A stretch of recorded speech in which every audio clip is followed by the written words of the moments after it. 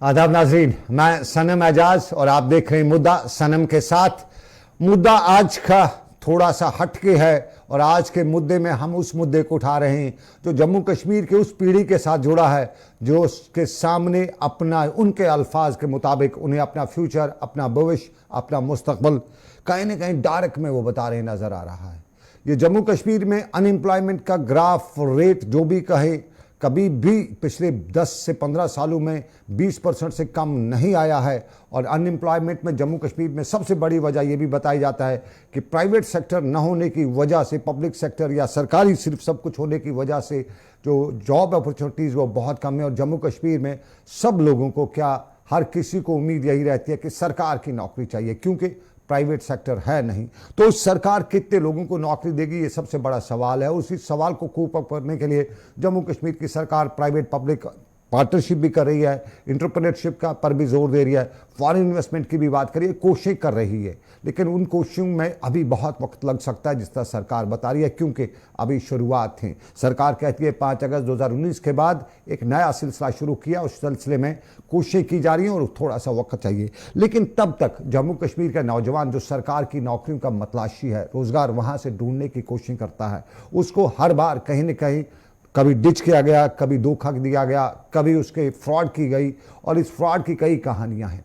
इस साल की बात करें या यूं कहें पिछला साल जो गुजर गया, अब 2023 है, 2022 में फाइनेंशियल अकाउंटेंट असिस्टेंट की नौकरी का मामला आया, तो उस वक्त भी जम्मू कश्मीर में इस चीज़ को लेकर सरकार को सामने बड़े सवाल उठे। और फिर सरकार ने उन्हीं सवालात को मद्देनजर रखते हुए मामला जो है, उस मामले में तहकीकात के लिए इदारों से बात भी की। जम्मू कश्मीर पुलिस, जिसके बारे में ख्याल ये था कि जम्मू कश्मीर पुलिस जो है एक साफ शफाफ इदारा है, लेकिन उस साफ शफाफ इदारे की क्रेडिबिलिटी पर सवाल उस वक्त शुरू हुए जब जम्मू कश्मीर पुलिस के सब इंस्पेक्टर्स की लिस्ट भी घपले घोटाले की नज़र होती दिखाई गई। कंपनी की बात वहाँ पे हुई और कंपनी की बात होने के बाद सीबीआई को उसमें इंक्वायरी करनी पड़ी। फाइनेंशियल, फायर सर्विस, फाइनेंशियल जितने भी लगभग हैं, कहीं न कहीं सवालात के नरगे में आ ही गया। और फिर सवालात के नरगे में पिछले एक हफ्ते से जम्मू कश्मीर का सर्विस सिलेक्शन बोर्ड उस वक्त आना शुरू हुआ जब एपटेक नाम की कंपनी का नाम जो है शायद सुर्खी में आने लगा। उसी एपटेक के मुद्दे को लेकर प्रोटेस्ट भी हुए, उसी एपटेक की कंपनी के मुद्दे को लेकर मामला बहुत सीरियस हुए। और कल हमने देखा कि जम्मू कश्मीर में सर्विस सिलेक्शन बोर्ड की चेयरमैन को पहले प्रेस कॉन्फ्रेंस करनी पड़ी, फिर मीडिया हाउसेज से बात करते हुए अपना पक्ष जो है, अपना मामला जो है वो भी रखना पड़ा। मुअज़्ज़ज़ अदालत में यानी जम्मू कश्मीर हाई कोर्ट में कल ही इस मामले को लेकर प्रोसीडिंग्स भी थी। और कल ही हमने देखा कि ऑनरेबल कोर्ट ने इस मामले को लेकर कि जो है डायरेक्शन भी पास की और डिवीजन बेंच से कल सिंगल बेंच के लिए केस तो हुआ। लेकिन एसएसआरबी को जो इस हफ्ते जो एग्ज़ाम्स कंडक्ट कराने हैं वो कराने ही पड़ेंगे, चाहे वो किस कंपनी से कराए, कैसे कराए, या ऑनरेबल कोर्ट का मामला है। लेकिन कल Jammu Kashmir service selection board के चेयरमैन ने एक बड़ा सवाल उठाया।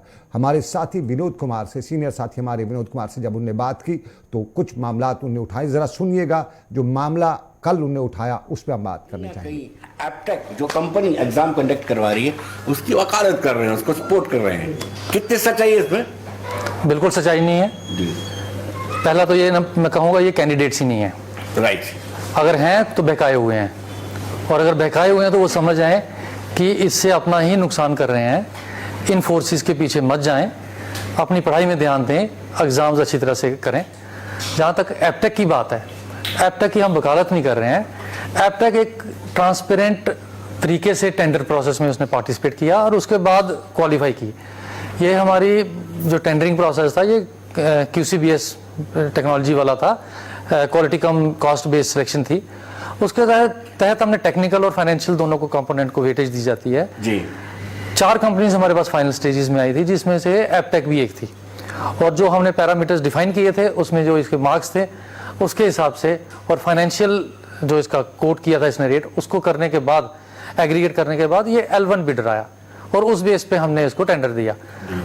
जो आप बात कर रहे हैं कि हम इसको एडवोकेट बन रहे हैं, मैं ये कहता हूं कि ये जो ग्रुप प्रोटेस्ट कर रहा है ये एपटेक के अगेंस्ट क्यों है?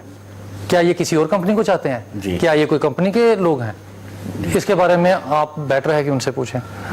यानी आपको लगता है कि ये किस कॉन्स्पिरेसी के तहत ये प्रोटेस्ट हो रहे हैं? जेन्युइन नहीं है ये लोग? हाँ, जेन्युइननेस तो मैं ये टोटली कहूँगा कि जेन्युइननेस नहीं है, क्योंकि एक तरफ इस प्रोसीजर को कुछ लोगों ने कोर्ट में चैलेंज किया। जी जब honourable high court is seized of the issue, जब ऑनरेबल हाई कोर्ट ने जजमेंट रिजर्व की है, तो सड़कों पे आने का कोई जस्टिफिकेशन नहीं रहता है। जी क्या सड़कों पे आके डिसाइड करोगे आप कि भाई ब्लैक लिस्टिंग क्या होती है या टेंडर प्रोसेस क्या होता है? हमारा सारा रिकॉर्ड ऑनरेबल हाई कोर्ट के पास है, उनके समक्ष है। जैसे वो कोई निर्णय लेंगे हम अवॉइड करेंगे। जी ये प्रोटेस्ट वाला तरीका ये मैं बिल्कुल नहीं मानता, क्योंकि हम भी कैंडिडेट रहे हैं, हम भी स्टूडेंट रहे हैं। हमारे सीनियर साथी विनोद कुमार से बात की। सवाल विनोद कुमार ने सीधा पूछा, कोई लिपापोती नहीं, कि आपके बारे में आरोप हैं, इल्ज़ाम हैं कि आप एप्टेक कंपनी को प्रोटेक्ट कर रहे हैं। तो सवाल जवाब इनका जिस तरह इन आपने सुना कि ये जो प्रोटेस्ट करने वाले हैं ये कैंडिडेट नहीं है, ये किसी के बहकाए में शायद आए हैं। अगर नहीं आए हैं तो ये साबित करें, ये जिस तरह से आपने सुना एप्टेक कंपनी के खिलाफ क्यों हैं, ये किसी और कंपनी को लाना चाहते हैं, और सड़कों पे आके ये क्यों सड़कों पे आए, क्या सड़कों पे फैसला होगा। जो कुछ पॉइंट्स हैं जो पहले ही इंट्रो के प्रोग्राम के इंट्रो में, बाकी बातें बहुत हुई है लेकिन प्रोग्राम के इंट्रो में ही, क्या ये स्टूडेंट्स हैं जो प्रोटेस्ट, ये लोग जो प्रोटेस्ट कर रहे हैं, क्या ये जेन्युइन कैंडिडेट्स हैं?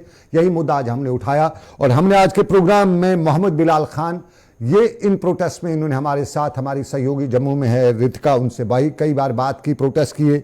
शाहिद फारूक ये श्रीनगर से हैं, ये भी परसों प्रोटेस्ट कर रहे थे, लीड कर रहे थे। विनकल शर्मा ये भी जम्मू से हैं, ये भी जम्मू से प्रोटेस्ट कर रहे थे। और ये 3 कैंडिडेट्स हमने आज लाए हैं जो प्रोटेस्ट कर रहे थे।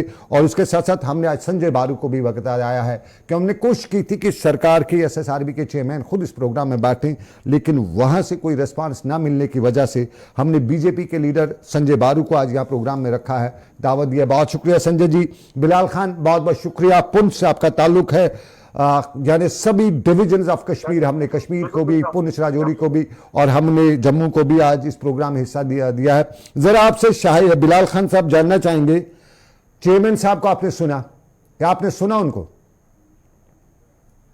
बिल्कुल सर, आपने सुना, वो बता रहे हैं कि ये सुन रहे हैं। ये नहीं, जो उनने हमारे सहयोगी, हमारे साथी विनोद कुमार से बात की, उन्होंने जवाब दिया कि ये कैंडिडेट्स नहीं है, अगर हैं तो बहकाए हुए हैं। पहले ये बताइए, आप वाकई में कैंडिडेट हैं?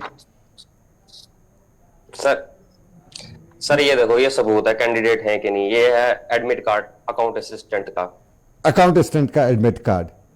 चलिए, ये आपका सबूत हमें मिल गया। चलिए, हमने सबूत आपका। सर और मैं आपको जी और कुछ सर? जी सर, मैं दिखाता हूं कि मैं कैंडिडेट हूं। मैंने कितने फॉर्म भरे हैं, JKSSB को कितना मैंने वो किया है। एक सेकंड सर, मेरी ग्रेजुएशन हुई थी 2020 में। उसके बाद मैंने फर्स्ट फॉर्म भरा था फाइनेंस सब इंस्पेक्टर का और इंस्पेक्टर का। फाइनेंस आज 3 साल हो गए, उसका कुछ अता पता ही नहीं है कि वो। जी सर, बिल्कुल, फाइनेंस सब इंस्पेक्टर का। उसका तो वो अब वो ऐप पे जब आप अपना स्टूडेंट लॉगिन खोलते हैं, उस पे वो भी शो नहीं होता है कि वो फॉर्म है भी है कि नहीं है। जी सर, मैं आपको दिखाता हूं, मैंने अभी जो शो हो रहे हैं मेरे पास। चलिए मैं देखिए, अब शो की बात आपने एक चीज तो आपने साबित कर दी कि आप एस्पिरेंट हैं। अब मेरा दूसरा जो चेयरमैन साहब ने सवाल किया कि अगर आप एस्पिरेंट हैं तो आप जो कर रहे हैं किसी के बहकावे में आके तो नहीं कर रहे हैं, क्यों कर रहे हैं? ये क्यों आपको आरोप है, क्यों आपको ऐतराज है एप्टेक कंपनी पे?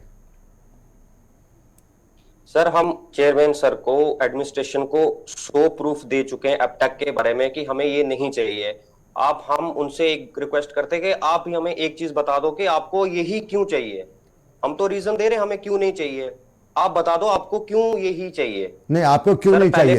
आपको क्यों नहीं चाहिए? आपको एप्टेक क्यों नहीं चाहिए? सर रिसेंटली, सर मैं बताता हूं हमें क्यों। सर इसलिए नहीं चाहिए क्योंकि यूपी में बैन है, हर जगह इसको बैन किया हुआ है। सर ऑनरेबल सुप्रीम कोर्ट ने एप्टेक के ऊपर 1 करोड़ का पेनल्टी फाइन डाला है, ये आप चेक कर सकते हैं ऑन रिकॉर्ड। उसके बाद एक और आपको ये नॉलेज कहां से मिली है? आपको ये नॉलेज कहां से मिली? जब आपको बिलाल खान साहब, आपको 1 करोड़ रुपए की नॉलेज किसने दी, कहां से मिली, किसने बताया? क्या आपको? सर ये बिल्कुल, ये आप जो सर इंडिया का एक चैनल है देशभक्त चैनल, उनके 3 मिलियन फॉलोअर्स हैं।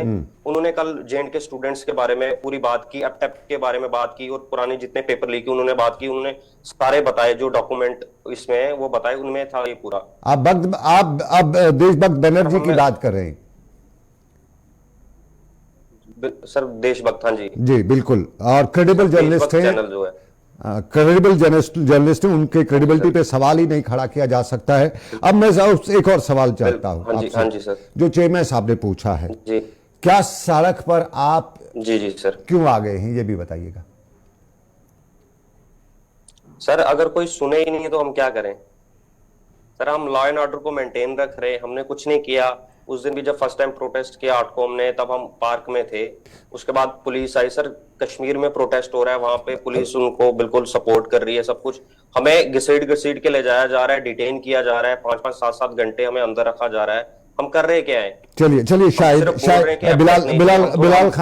बिलाल खान मेरे साथ विनकल भी हैं, मेरे साथ शाहिद भी हैं, श्रीनगर से शाहिद है। बहुत शुक्रिया शाहिद, आपने मुझे ज्वाइन किया। विनकल आपका भी बहुत बहुत शुक्रिया, आपने मुझे ज्वाइन किया है। मैं जरा पहले पुंछ से जम्मू चलूंगा। विनकल, अगर आप तक मेरी आवाज आ रही है, विनकल शर्मा,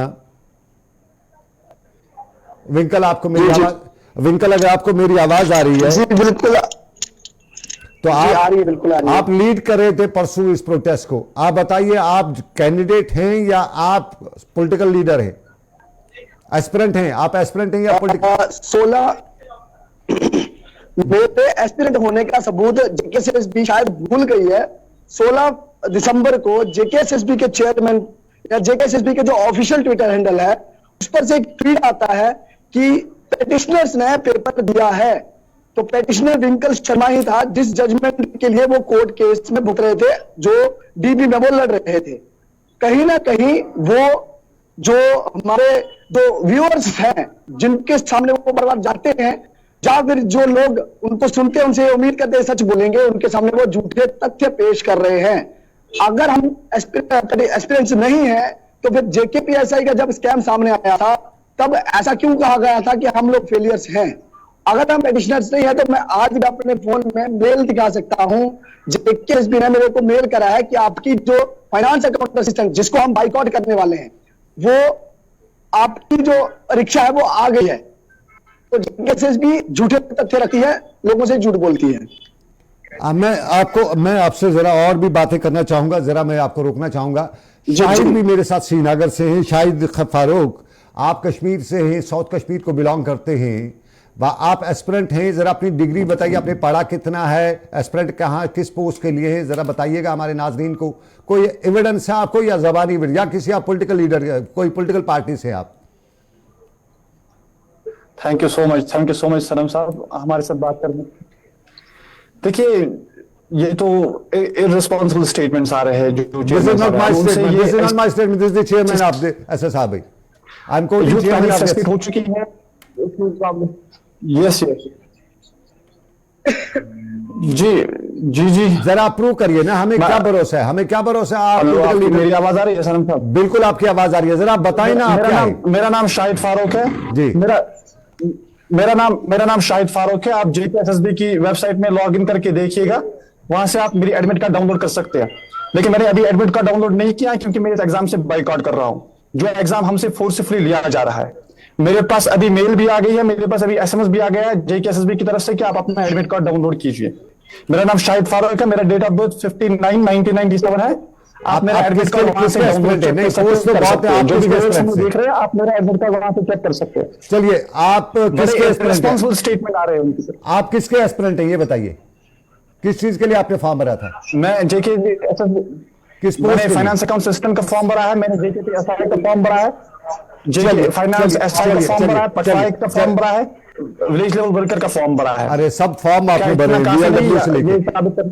आप तो हाईली क्वालिफाइड है, आप इस पोस्ट के लिए जो है क्लास 4 के लिए भी आप अप्लाई कर रहे हैं। ये मुझे थोड़ा सा अफसोस हो रहा है। मैं जरा, संजय बारू मेरे साथ हैं। संजय जी बहुत बहुत धन्यवाद, बहुत बहुत स्वागत, आपने कीमती समय निकाला। मैंने 3 जो लीड कर रहे थे प्रोटेस्ट को, जो मीडिया इंटरेक्ट कर रहे थे इन दिनों, जिन्होंने हमारे साथ भी बात की, मेरे जो दूसरे सहयोगी उनके साथ भी बात की, हमारी चैनल्स के कुछ डिफरेंट चैनल्स उनके साथ बात की, यानी इस प्रोटेस्ट को लीड करने वाले जो लोग हैं वो वाकई में एस्पिरेंट्स हैं। अब मैंने इन तीनों को इसलिए बुलाया था, हमारे चेयरमैन साहब कल बता रहे हैं कि ये लोग या तो कैंडिडेट नहीं हैं, अगर नहीं हैं तो फिर ये किसी के बहकावे में आए हुए हैं।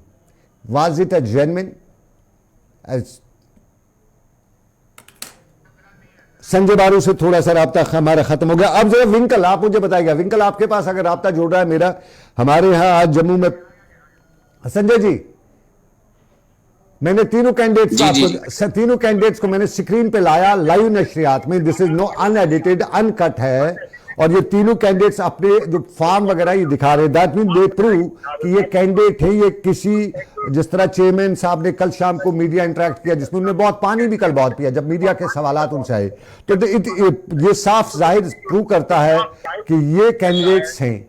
अब ये किसी पार्टी के बैकग्राउंड में आए हैं या किसी और कंपनी के बैकग्राउंड, वो तो बाद की बात है, लेकिन फिलहाल जो एसएसआरबी का रोल जो आ रहा है वो कहीं ना कहीं, अगर कल एसएसआरबी मान लेते हैं इस वक्त किस भी तरह एक पावर है, एसएसआरबी का हुक्म चलेगा और वो सिलेक्शन कर भी लेते हैं और ये 100% सिलेक्शन होती है प्योर, ये इस पे कोई धांधली नहीं, कोई कुछ नहीं होती है, 0% इसमें कहीं पे, उसके बाद भी क्या इसको ऑथेंटिक माना जाएगा जम्मू कश्मीर में? लोग इस पे विश्वास करेंगे जहां पहले से ही विश्वासघात की खबरें आ रही है? तो अगर ये लिस्ट कितनी भी सर्टिफाइड हो, कितनी भी स्क्रूटनाइज्ड हो, विश्वास होगा जम्मू और कश्मीर में? सनम जी, मैं सबसे पहले तो ये कहूँगा कि हमारा जो लोकतंत्र है इसकी बड़ी खूबसूरती है कि जहाँ हर चीज़ जो है जनता के माध्यम से होती है और जो भी सरकार देश में चुनी जाती है वो जनता के माध्यम से चुनी जाती है और हर चीज़ की एक प्रक्रिया रहती है। जहाँ तक इस विषय की बात है, आज मैंने सुबह पेपर के माध्यम से भी पढ़ा है कि जो एसएसबी की तरफ से क्लियर किया गया है। देखिए, कहीं भी कोई काम होगा, टेंडरिंग प्रोसेस जो है भारत का ई टेंडरिंग के माध्यम से होता है और उसमें जो कंडीशंस होती हैं वो क्वालिफाई करने के बाद ही कोई कंपनी जो है उसको आगे लाया जाता है। जहां तक बच्चों को ये बताया गया है और जो बात मीडिया के माध्यम से अलग अलग चैनल्स, अभी जो साथी बोल रहे थे उन्होंने भी, जो स्टूडेंट्स थे उन्होंने कहा कि किसी मीडिया के चैनल पे उन्होंने डॉक्यूमेंट देखे हैं, तो ठीक है, हम यही मानते हैं कि अगर कहीं कुछ गलत है तो उसके खिलाफ भारत में पूरा अधिकार है, हम प्रोटेस्ट भी कर सकते हैं, हम उसके खिलाफ खड़े भी हो सकते हैं। लेकिन जहां तक मैं इस सारे विषय की बात करूं, एक आपके ही कनकलेव में मैं था जी, और जो हमारे प्रदेश के मुखिया इस समय लेफ्टिनेंट मनोज सिन्हा साहब, गवर्नर जो हैं हमारे मनोज सिन्हा जी, उन्होंने बड़ी स्पष्टता के साथ कहा था कि ये जो एग्जाम में पिछले जो एग्जाम हुए थे और उसमें जो सारी चीजें सामने आई थी, उन्होंने कहा था पूरी पारदर्शिता के साथ और ईमानदारी के साथ इस सिलेक्शन के प्रोसेस को सारा कंप्लीट किया जाएगा। तो मैं ये मानता हूं कि अगर कोई सरकार का मुखिया, चाहे वो देश का प्रधानमंत्री हो, प्रदेश का मुख्यमंत्री हो, या फिर आज जहाँ पे एलजी प्रशासन है, तो एलजी जो हमारी बात कहते हैं, तो हमें उस पर भी विश्वास रखना चाहिए। हम अपने स्टेट हेड पे विश्वास रख रहे हैं, उसी विश्वास के साथ हम लोगों को सामने ला रहे हैं, ये बता रहे हैं उनको बात। ये विंकल मेरे साथ हैं, जरा विंकल, ये कंपनी कहां से फ्रॉड है, जरा विंकल को सुनिए। विंकल देखिए अभी तक इस विषय में जो सारी बात आई है और जो स्पष्टीकरण अपने एसएसबी ने दिया है, उसमें यह कहा गया है कि इस कंपनी को जो है 3 वर्ष के लिए यूपी सरकार के माध्यम से इसको इस पे सैंक्शन लगी थी और इसको बैन किया गया था।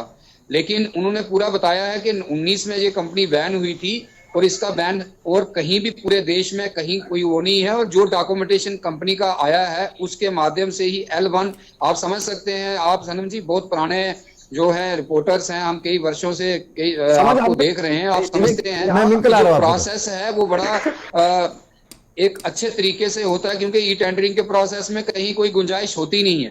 लेकिन फिर भी अगर कोई ऐसी चीजें उस कंपनी के खिलाफ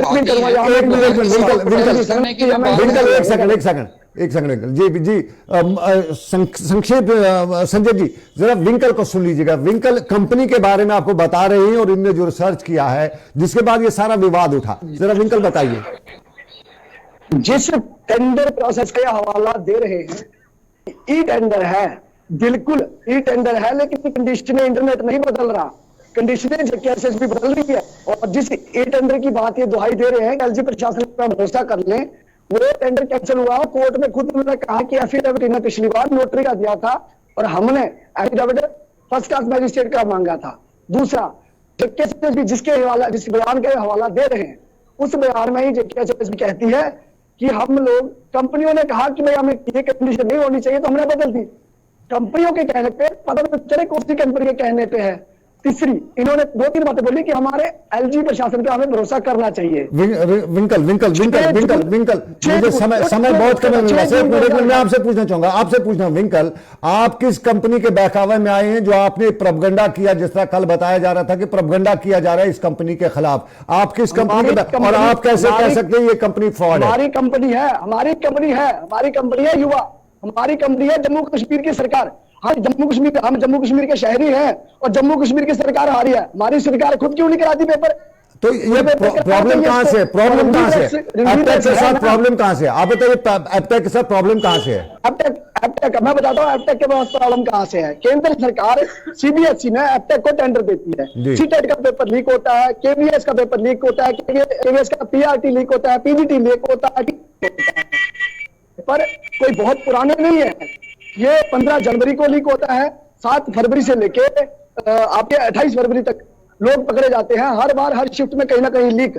बिहार, दरभंगा, मुजफ्फरपुर, पानीपत, अंबाला, मेरठ, लखनऊ, वाराणसी, ले, कौन सा गिनाऊं मैं इनको? सब जगह तो सरकारें हैं, पता करिए, देखिए, खबरें पढ़िए अखबार में। एप्टेक का सिटी हेड वाराणसी में अरेस्ट है। मैं एफआईआर नंबर बताता हूँ, आप जाइए, ये मैं एफआईआर नंबर 25/2023, आप जाइए पूछिए, वहां के एलजी ने एसआईटी को बुलाया भी है अपने पास। ये बहुत पुराना नहीं है, अभी यहाँ कोर्ट के चल रहा है। रामबन में क्या एफआईआर है? आप बता रहे रामबन में भी एफआईआर है। विंकल, आप बता रहे रामबन में एफआईआर है। रामबन में क्या एफआईआर है? रामबन में नहीं, ले में है, वाराणसी में है। इसके ऊपर जो मेरठ बाकी शहर में, रामबन में नहीं है। जम्मू कश्मीर में सरकार को बचा रही है, इसको खुद किसी तरीके से इसको डिफेंड कर रही है इनडायरेक्ट वे में।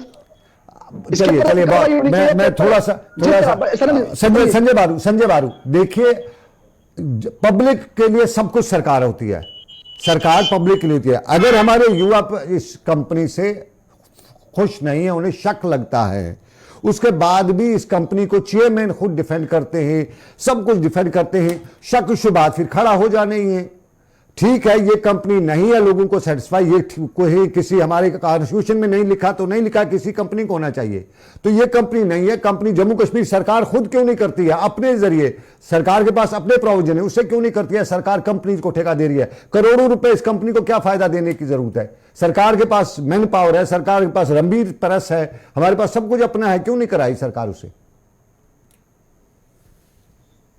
देखिए सनम जी, मैं इसमें एक चीज जरूर कहना चाहूंगा कि जैसे अभी भी इन्होंने बात रखी है विंकाल शर्मा जी ने कि भाई इनके पास प्रूफ हैं तो वो सार्वजनिक होने चाहिए। और अगर वाकई में ये कंपनी के खिलाफ केसेस इतने चल रहे हैं, मैंने बात की है जो एसएसबी की तरफ से स्पष्टीकरण आया है। बाकी एक चीज मैं सनम जी जरूर कहना चाहूंगा कि ये जो टेंडरिंग प्रोसेस रहते हैं, सरकार की एक व्यवस्था है। संजय जी, हमारी सरकार ने तो सरकार के, देखिए जम्मू कश्मीर में सरकार की पिछली सरकारों के कानूनों को बदला गया। यहां तो एक मामूली कंपनी को ऑर्डर बदलना है, या हमारे यहाँ जो असेंबली की बिल बदली गई, हमारे वो चीज इतना बड़ा मुद्दा नहीं है। सरकार क्यों बचा रही है, सबसे बड़ा सवाल है।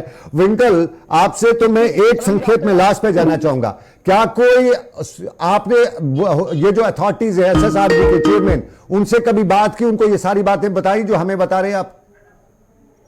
सारी अथॉरिटी के जाने के बाद कोर्ट जजमेंट आई थी, जुडिशियल इंक्वायरी शुरू हुई थी 8 दिसंबर को। रातों रात 6 घंटे के बाद जजमेंट बदल गई थी। अगले दिन उसका स्टे आया था। सरकार डिफेंड करने के लिए गई थी, कंपनी को टेंडर क्वैश की, इंक्वायरी ऑर्डर की गई थी और एग्जाम प्रोसेस कैंसिल कर दी थी, फ्रेश स्टार्ट करने के लिए। विंकल, लेकिन आगे आपका पॉइंट, लास्ट पॉइंट बिलाल, मेरे पास लास्ट पे शाहिद सिन्हा, शाहिद आप क्या उंगली उठा रहे हैं, क्या बताना चाहते हैं? कराया इन्होंने शाहिद। देखिए सनम साहब, बड़ी वकालतबाजी हो रही है।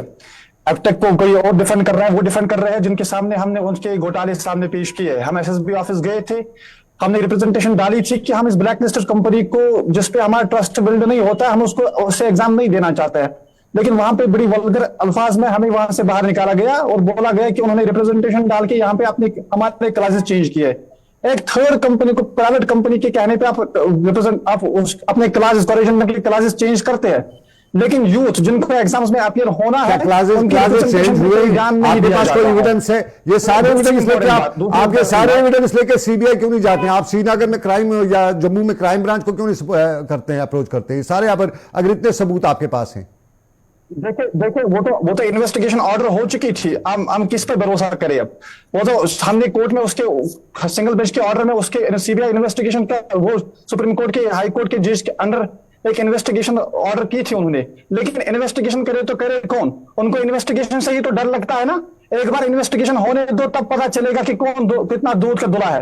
ये तो झूठी आश्वासन देके हम आपको, झूठी आश्वासन देके हम आपको। चलिए शाहिद, बहुत शुक्रिया शाहिद, बहुत शुक्रिया बिलाल खान, बहुत शुक्रिया संजय बारू, आपने समय दिया, मैं आपका आभारी हूं। विंकल, बहुत बहुत शुक्रिया आपका। मेरे समय मुझे इजाजत नहीं देता, मैं इस प्रोग्राम को आगे बढ़ाऊं। मुद्दा जम्मू कश्मीर के युवा का, और सबसे इंपॉर्टेंट मुद्दा है, जिस कंपनी पे आज ही सवाल उठे, जिस प्रोसेस पे आज ही सवाल उठे, कल वो प्रोसेस कंप्लीट भी होता है, वहां कोई भी गड़बड़ घोटाले की खबर क्या कुछ नहीं होता है, बिल्कुल ईमानदारी से सारे मामला हल होते हैं।